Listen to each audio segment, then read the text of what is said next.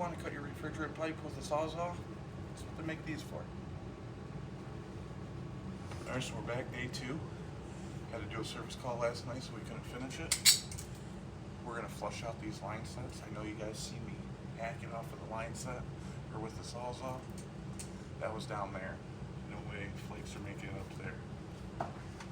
So with the RX-11, they recommend you make a restriction on each line. What I like to do, I don't like to leave it hooked up to the coil or anything. We're straight flushing each line and getting it good. I don't want to have to come back and fix it, because I'm the service tech. Give her a nice little zip tie.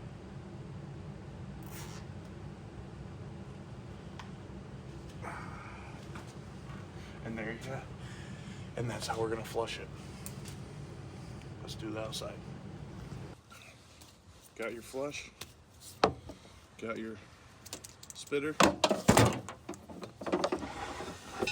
Your nitro. Your regulator. Fucking windy. When you realize you should have did it yesterday when it was nicer. You're injecting.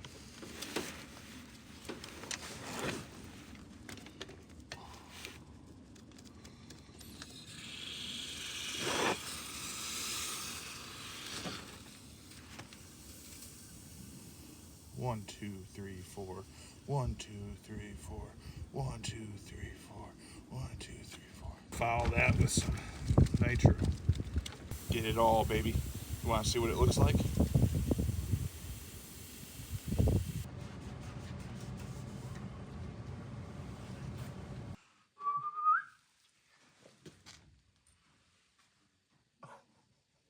All right.